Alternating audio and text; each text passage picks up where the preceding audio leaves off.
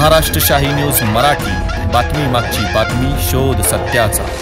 प्रायोजक आहेत Offkey studios, music and recording studio Ambidumala, audio advertising, music composition, recording, background music, mixing and mastering services आता आपल्या पठार भागात। संपर्क 95 95 65 48 75। जय भवानी, बाबासाहेब आंबेडकरांचा जय श्रीराम। आणि साईबाबा आपले श्रद्धा सगुरी सद्गुरू साईनाथ महाराज की, त्यांचा तर आशीर्वाद पहिला पाहिजे।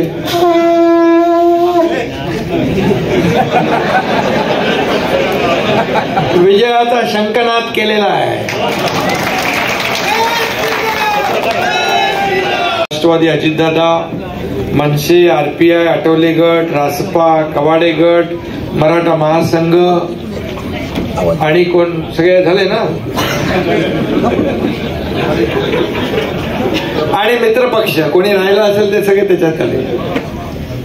तरी कसं आहे, त्याच्यामध्ये जर काय राहून गेला असेल तर मला हे ज्यांनी दिलं त्याची चूक आहे। हो पाटील। आणि आपण आज खरं म्हणजे मोठ्या संख्येने प्रमुख लोक, पदाधिकारी म्हणजे जिल्हाध्यक्ष, तालुकाध्यक्ष, संपर्क प्रमुख, नेते अशांची बैठक आहे। मी आपल्या सगळ्यांना धन्यवाद देखील देतो की आज आपण या ठिकाणी सर्व आपले बांधव आहेत, भगिनी आहेत, युवा आहेत, ज्येष्ठ कार्यकर्ते आहेत आणि हे सर्वच जण आज या ठिकाणी उपस्थित आहेत। पालकमंत्री महोदयांनी ही निवडणूक जिंकण्याचा निर्धार केलेला आहे, कारण शेवटी ही निवडणूक एका मतदारसंघाची नाही, सदाशिव लोखंडेंची नाही, तर ही निवडणूक आपल्या देशाची आहे। ही निवडणूक आपल्या देशाच्या विकासाची आहे, देशाच्या प्रगतीची आहे। आणि म्हणून ही निवडणूक जी आहे आपल्या दृष्टीने सगळ्यांच्या भवितव्याची निवडणूक आहे। लोकसभा म्हणजे महापालिका किंवा विधानसभा इतकी निवडणूक नसते। लोकसभा म्हणजे या देशामध्ये जे आपण निर्णय घेतो किंवा देशाची भूमिका ठरवणारी ही निवडणूक आहे। आणि म्हणून याला महत्व तेवढंच आहे। आणि म्हणून आज प्रत्येक लोकसभा मतदारसंघ आपल्याला महत्वाचा आहे। आज या देशामध्ये जे काही आपल्या मोदी साहेबांनी जे काम केलेलं आहे, गेल्या 10 वर्षामध्ये जे 50-60 वर्षाचा इतिहास, आता राष्ट्रवादी आपल्या सोबत आहे। आज आपण भाजप, शिवसेना आणि सर्व मित्रपक्ष आपल्या सोबत आहेत। जर 10 वर्षाचं आपण मोजमाप केलं आणि 50-60 वर्षाचं मोजमाप केलं तर आपल्याला त्याची तुलना जर आपण केली तर एकीकडे हिमालय एवढं मोठं काम आणि दुसरं असं अगदी छोटं काम, अशी तुलना होऊ शकते। आणि मग 50-60 वर्ष या देशाला जेव्हा विकासाकडे नेण्याची संधी होती, त्यावेळेस मात्र आपण पाहिलं की 2014च्या अगोदर या देशामध्ये मोदी साहेब प्रधानमंत्री व्हायच्या पूर्वी आपण अनेक बॉम्बस्फोट पाहिले देशभरामध्ये, दिल्लीत असतील, पुण्यात असतील, नाशिकमध्ये, मुंबईमध्ये दंगली झाल्या, घोटाळे झाले, भ्रष्टाचार झाला। पण मला सांगा 2014 नंतर एकही बॉम्बस्फोट झाला नाही का? बॉम्बस्फोट मध्ये फक्त का हिंदू मरतात, का मुस्लिम मरतात, का सिख किंवा ईसाई मरतात? सगळे लोक असतात त्याच्यामध्ये, जे सापडले ते गेले। आणि म्हणून हा फरक जो आहे, हा फरक आपल्या देशामध्ये आपण जाणून, म्हणजे आपल्याला त्याची जाणीव असली पाहिजे। आज आपल्या देशाचं नाव जगभरामध्ये झालं। आपण कुठेही गेलात तरी सुद्धा आपल्या भारत देशाचं नाव अभिमानाने लोक घेतात। मी दावोस मध्ये गेलो त्यावेळेस पाहिलं की त्यावेळेस देखील आपल्या देशाचं नाव तिकडे अभिमानाने घेतलं जात होतं। याचं कारण इतर देशांच्या बरोबर असलेले संबंध जे आहेत चांगले ठेवले. कोविडमध्ये देखील आपल्या देशातल्या सगळ्यांना मोदी साहेबांनी वॅक्सिन दिले, जे लागणारे इंजेक्शन आहे, पीपी किट आहे, सगळं दिलं. परंतु इतर देशांनी जी मागणी केली त्याचीही पूर्तता केली. आणि त्यामुळे आपल्या देशाचं आणि इतर देशांचे जे संबंध आहेत, आज मुस्लिम कंट्री ज्या आहेत त्या देखील मोदीजींवर प्रेम करतात. आज सौदी सारख्या ठिकाणी मंदिर बांधलं जाते. आज हे का बदल झाला याचा देखील आपण विचार केला पाहिजे की 24 तास काम करणारा माणूस, 10 वर्षात एकही सुट्टी न घेणारा प्रधानमंत्री कधी आपण पाहिला? आईचं त्यांचं निधन झालं, स्वर्गवास झाल्यानंतर ते लवकर कार्यक्रम तो विधीचा आटपून लगेच ते बंगालच्या रेल्वेचं उद्घाटन त्यांनी केलं. कुठे भेटणार असा प्रधानमंत्री? आणि जर मग राहुल गांधी यांचा जर आपण विचार केला तर तो कुठे पोहोचणार? मोदींच्या कामा एवढा पोहोचू शकतो? इकडे ऊन वारा पाऊस याची पर्वा न करता मोदी काम करतात. तिकडे थोडं गरम झालं की थंड हवा खायला परदेशात जातात.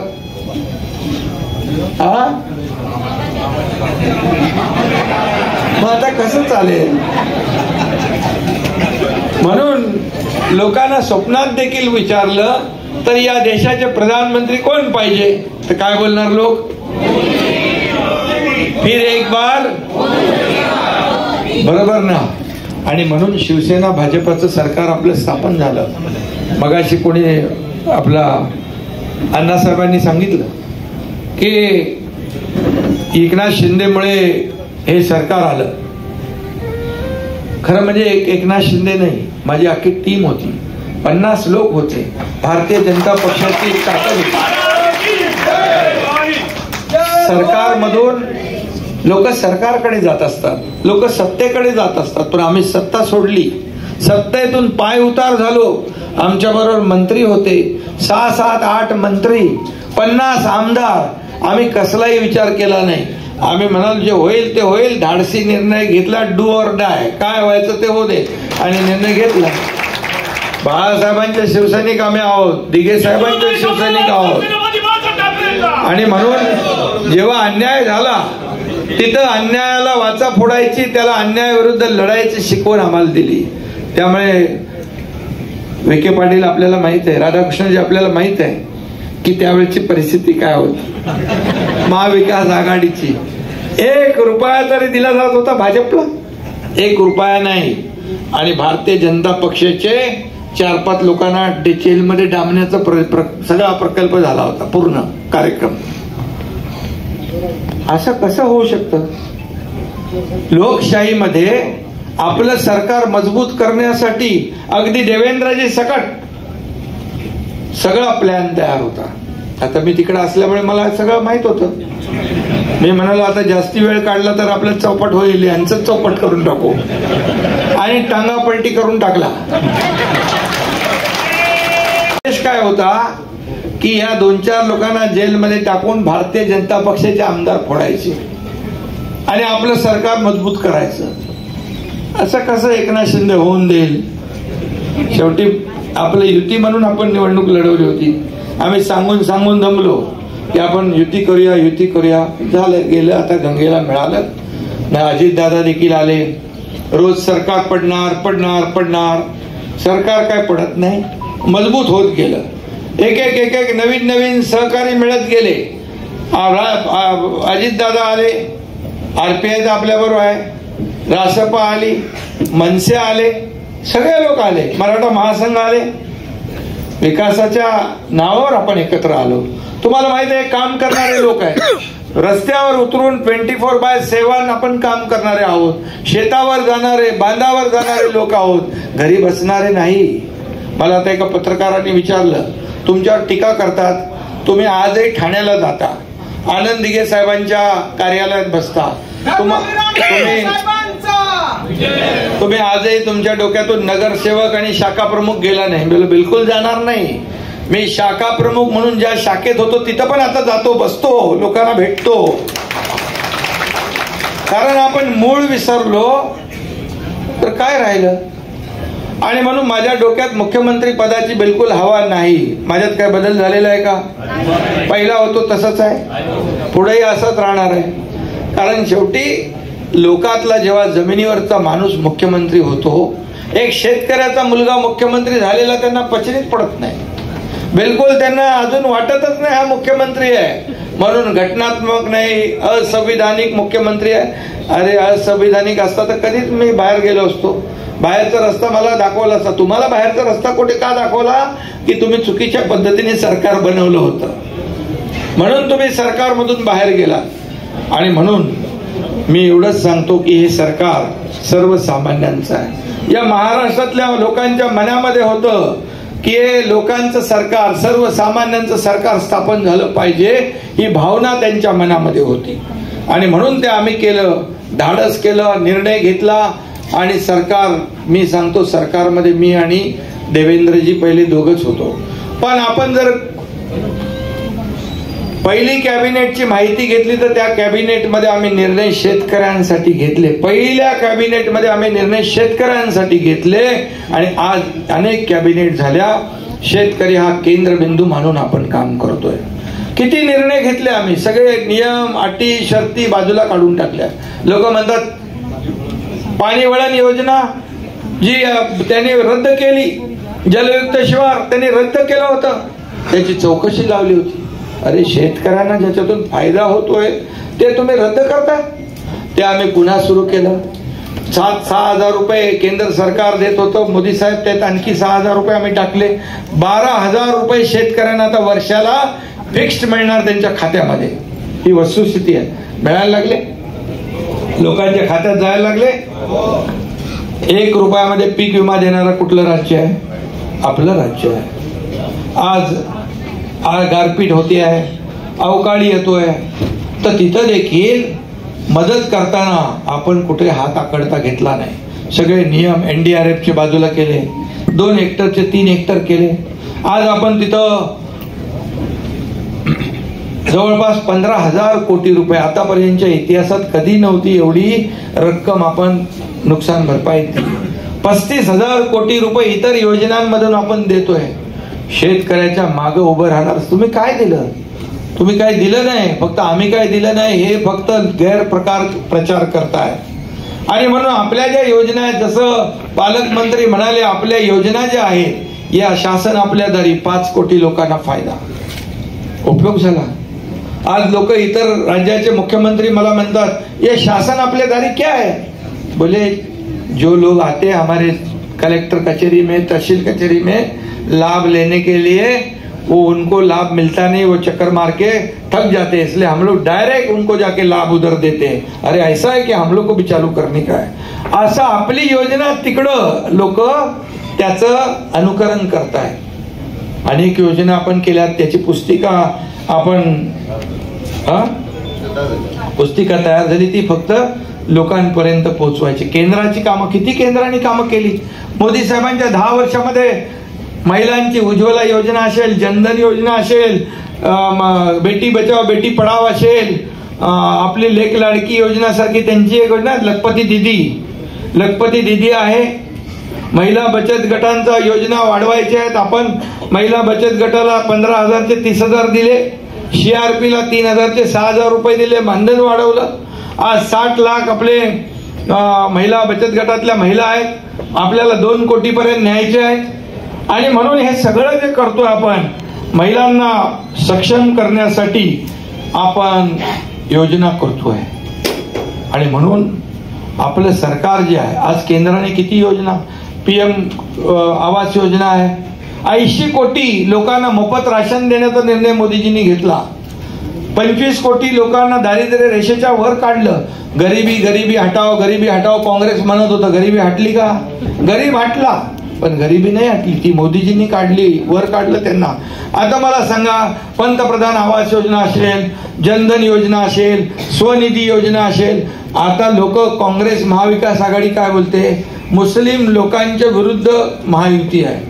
आता या योजनांमध्ये मुस्लिम पण फायदा घेतात, हिंदू पण घेतात, सगळे घेतात. त्याच्यामध्ये काय फरक ठेवलाय का? बिलकुल नाही ठेवला.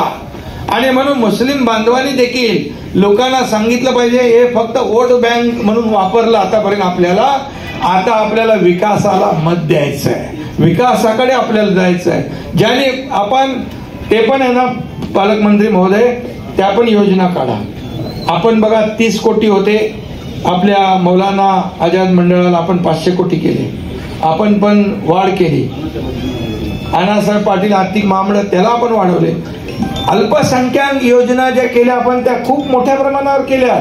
त्यांची माहिती पण मुस्लिम मोहल्ल्यामध्ये सांगितली पाहिजे. ते गैरसमज पसरवतात आपल्याबद्दल. संविधान बदलणार म्हणून सांगतात. अरे संविधान बाबासाहेबांचं कोण बदलणार? बाबासाहेबांचं संविधान बदलायची हिंमत नाही. जोपर्यंत सूर्य आणि चंद्र आहे तोपर्यंत बाबासाहेबांचं संविधान कोणी बदलणार नाही. हे मोदी साहेबांनी स्वतः सांगितले. आज कोणीतरी त्याचा पित्रोदा कोण आहे तो तिकडे काय त्याचा सॅम पित्रोडा. आता तो पित्रोडा म्हणतो आता असा कायदा आणा की तुमची जी प्रॉपर्टी आहे आपण मेल्यावर ते जे पंचावलं एकदम बघा गेल्या 10 वर्षाचं काम तुम्ही लोकांपर्यंत पोहोचवा. 2 वर्ष पण आपल्या सरकारला झाले नाही. 30 जूनला 2 वर्ष होणार. पण आपल्या सरकारने केलेल्या योजना, आपण सरकारने घेतलेले निर्णय लोकांपर्यंत पोहोचवा. तुम्हाला प्रचार करताना म्हणायचं कोण बोललं काय केलं त्याच्या हातात पुस्तक द्यायचं, हे घे, हे बघ, हे केलं. तुम्हाला प्रचारामध्ये खाली मान घालायला लागेल असं आम्ही कुठलंही काम केलेलं नाही. सिंचनाचे प्रकल्प 2.5 वर्षात फक्त 4 केले. आपल्यामध्ये किती केले आपण? 122 प्रकल्प सिंचनाचे आपण केले. शेतीला पाणी मिळालं पाहिजे म्हणून. निळवंडे आलं त्याच्यामध्ये 50 वर्ष निळवंडे होत नाही.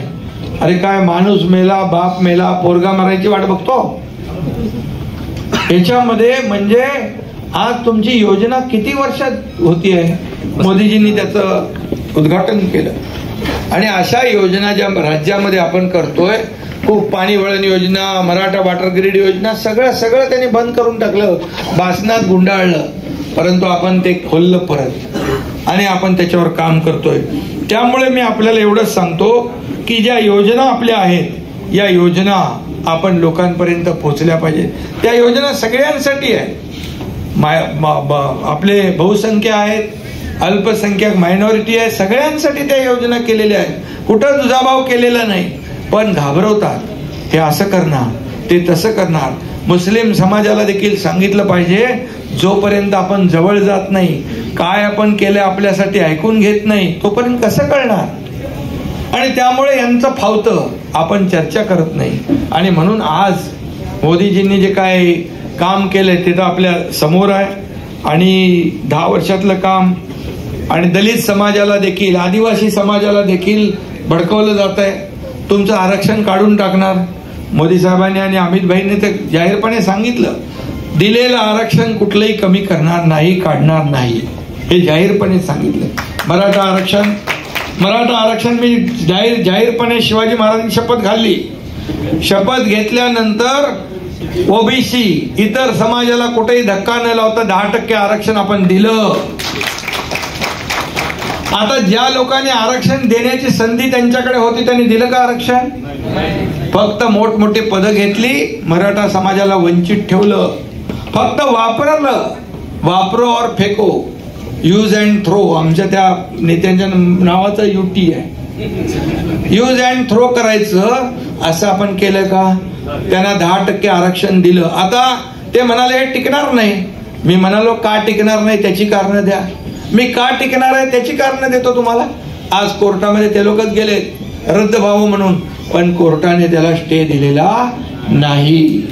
ते योजना चालू आहे आणि मी सांगतो ते टिकणारं आरक्षण दिलंय.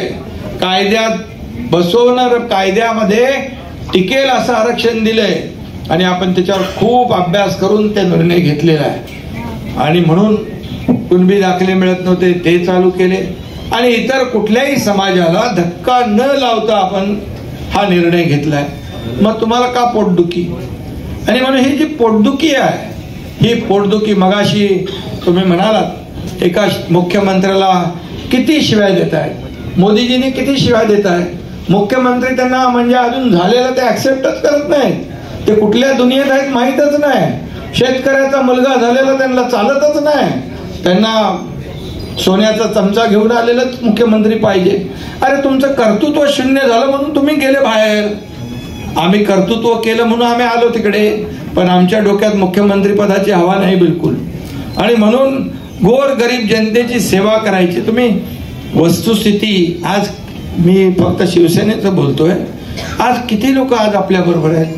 50 लोक आज आपल्या बरोबर आले, 13 खासदार आपल्या बरोबर आले, हजारो लाखो कार्यकर्ते आले. काय येत आहे?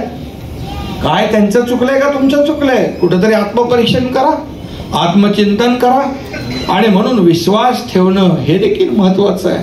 आज मी सांगतो तुम्हाला, काही खासदारांना आपण तिकीट दिलं नाही, पण त्या खासदारांनी काय केलं का? नाराज झाले का? बंड केलं का? ते आपल्या उमेदवाराचं काम करतायत. हे विशेष आहे, हे विशेष आहे. कारण त्यांना माहित आहे हा एकनाथ शिंदे आम्हाला वाऱ्यावर सोडणार नाही, हा एकनाथ शिंदे आम्हाला चांगली संधी देईल. कारण मला काय माझ्या परिवाराला पुढे आणायचं नाही. जो काम करेल तो आपल्या पक्षात पुढे जाईल, हे धोरण आहे आपलं. त्यामुळे आपल्याला माझी एवढीच विनंती आहे की सदाशिव लोखंडे बाजूला ठेवा. तुम्हाला बघायचं आहे आपले प्रधानमंत्री मोदीजी यांच्याकडे बघायचं आहे. आपल्याला एक एक जागा महत्वाची आहे, एक एक मतदारसंघ महत्वाचा आहे. आणि आपण ते म्हणतात की अब की बार 400 पार, मग आपण म्हणालो अब की बार 45 पार. मग 45 मध्ये आपलं पाहिजे ना आपलं बाबूराव कदम तिकडे आहे, आपला साधा सुधा हिंगोली. बाबूराव कदम आपला जिल्हा प्रमुख हिंगोलीचा, त्याला काय ध्यानीमनी काय नव्हतं, त्याला तिकीट देऊन टाकला. अरे तिथे अशी गाणी चालू झाली, आला बाबूराव आला, आणि त्याचा प्रचार चालू झाला. आणि 100% निवडून येणार तो, 100%. एक साधा माणूस. आता सदाशिवराव पण साधा आहे, त्याला तर समजून घ्या. तुमच्या पत्रात पालकमंत्री आणि आपल्या सगळ्यांच्या पत्रात टाकलेलं आहे. त्यांनी थोडी कामं नसतील केली, पण कोणाचं वाईट नाही केलं त्यांनी.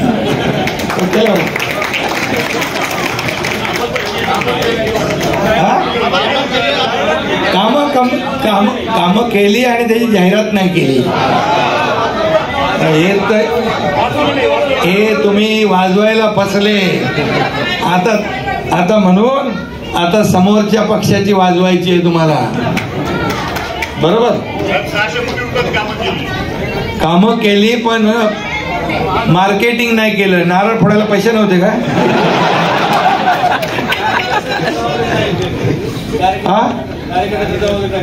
कार्यकर्त्यांकडे जबाबदारी टाकली, पण तुम्ही गेले असते, फोटो आला असता, बातमी आली असती, सगळीकडे प्रचार झाला असता.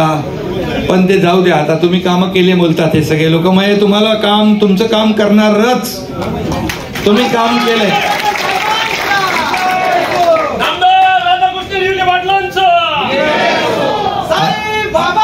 आणि पालकमंत्री महोदयांना मी सांगितलं की आता काय झालं गेलं, आपलं गंगेला मिळालं. आता तिथं राधाकृष्ण विखे पाटील या ठिकाणी उभा आहे असं समजून तुम्हाला काम करायचं नाही. ठीक आहे, आता तुम्ही सांगितलं. आणि माझा काय स्वार्थ आहे? एक सदाशिव लोखंडेंना मत म्हणजे मोदींना मत आहे, धनुष्यबाणला मत म्हणजे मोदींना मत आहे, महायुतीला मत म्हणजे मोदींना मत आहे, बरोबर ना? नंतर विसरू नका.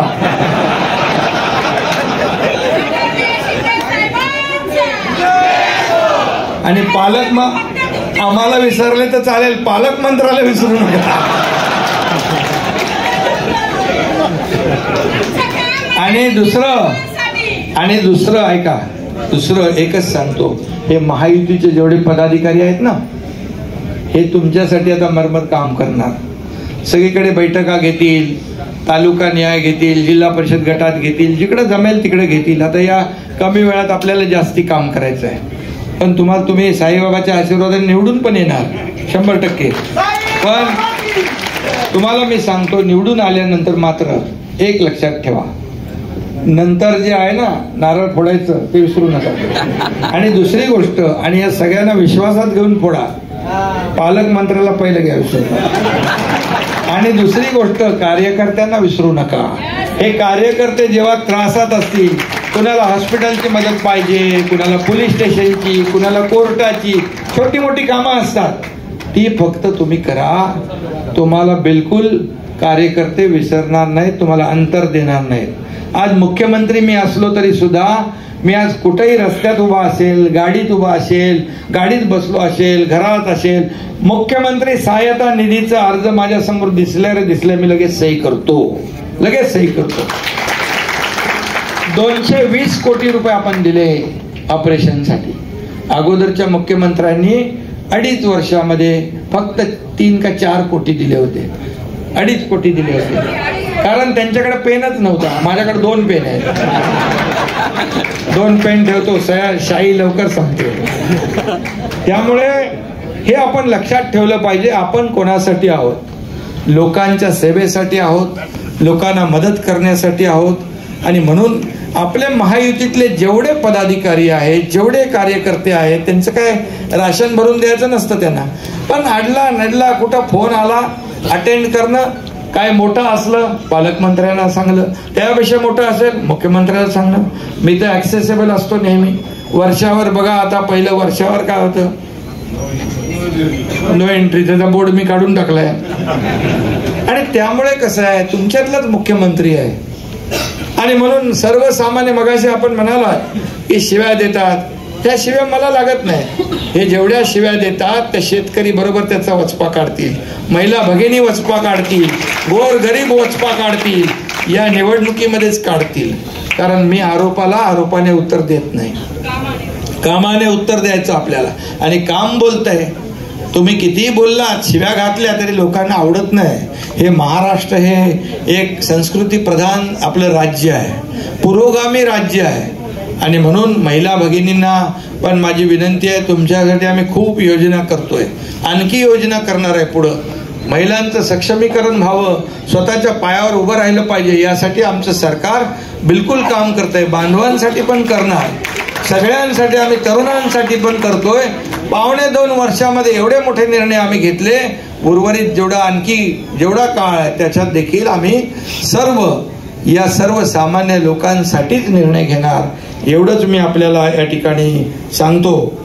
हे काय मुख्यमंत्री महिला सक्षमीकरण अभियान, ह्याच्यामध्ये किती योजना आहे.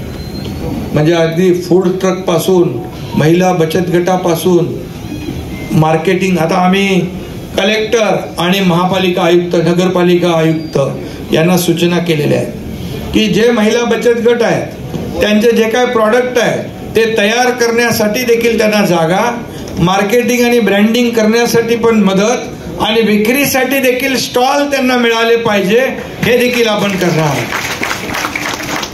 आणि म्हणून मी आता एवढंच आपल्याला सांगतो, कमी दिवसामध्ये आपल्याला खूप जास्ती काम करायचं आहे. आपल्याला वस्त्यांवर जायचं आहे, गावागावात जायचं आहे. आता सगळीकडे उमेदवार जाऊ शकत नाही, पोचू शकत नाही, पण प्रत्येकाने उमेदवार बनूनच आपल्याला काम करायचं आहे. मीच उमेदवार आहे असं समजून आपल्याला काम करायचं आहे. एवढीच विनंती मी आपल्याला करतो. बाकी जे काही व्यवस्थापन आहे, सगळ्या गोष्टी आहेत, निवडणूक प्रचार यंत्रणा आहे, ह्या सगळ्या गोष्टी ज्या आहेत त्या आपण करूच. त्याच्यामध्ये कुठेही कमतरता पडणार नाही. फक्त आपल्याला शेवटच्या दिवसापर्यंत, मतदान होईपर्यंत, जसं मगाशी पालकमंत्री म्हणाले उन्हाळा आहे, मतदान कमी होतंय, सकाळपासून आपण त्यांच्या मागे लागलं पाहिजे. बूथ वाईज आपण काम केलं पाहिजे. मोदी साहेब म्हणतात बूथ लेवलचं काम करा, बूथ जिंका. बूथ लेवलवरच महत्वाचं काम आहे, कारण बूथ महत्वाचा. बूथचं कार्यकर्ते जर नीट काम केलं तर आपल्याला कोणीच हरवू शकत नाही. आणि म्हणून बूथवर प्रामाणिक काम झालं पाहिजे आणि त्यांना तुम्ही मोटिवेट केलं पाहिजे, तुम्ही त्यांना प्रोत्साहन दिलं पाहिजे प्रमुख लोकांनी.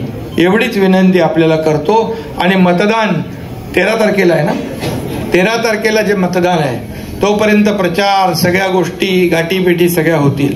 पण मतदानाच्या दिवशी मात्र आपलं प्रत्येक बूथवर जास्तीत जास्त मतदान कसं होईल याची आपण काळजी घेतली पाहिजे. एवढीच आपल्याला विनंती मी करतो. आणि आपण सगळेजण आजच्या महत्त्वाच्या बैठकीला उपस्थित झालात त्याबद्दल मी आपल्याला धन्यवाद देतो आणि एवढंच आपल्याला सांगतो, सगळे महायुतीचे पदाधिकारी इथं कार्यकर्ते आहेत. एक तुमचा हक्काचा मुख्यमंत्री मंत्रालयात बसलेला आहे, देवेंद्रजी आहेत, अजितदादा आहेत. कधी काही असलं तरी सुद्धा आपण संपर्क करा. तुम्हाला कधीही तिथे मदत मिळाल्याशिवाय आपण बिलकुल खाली हात येणार नाही, एवढंच मी सांगतो. जे जे काही शक्य आहे ते काम आपलं सरकार म्हणून केलं जाईल एवढंच आपल्याला विश्वास मी या ठिकाणी देतो, शब्द देतो आणि मनापासून सगळ्यांना मी धन्यवाद देतो. जय हिंद, जय महाराष्ट्र. आपल्याला दिल्लीत पाठवायचे आहे, या प्रमाणे आपल्याला काम करायचं एवढीच आपल्याला विनंती. महाराष्ट्र शाही न्यूज मराठी, बातमी मागची बातमी, शोध सत्याचा.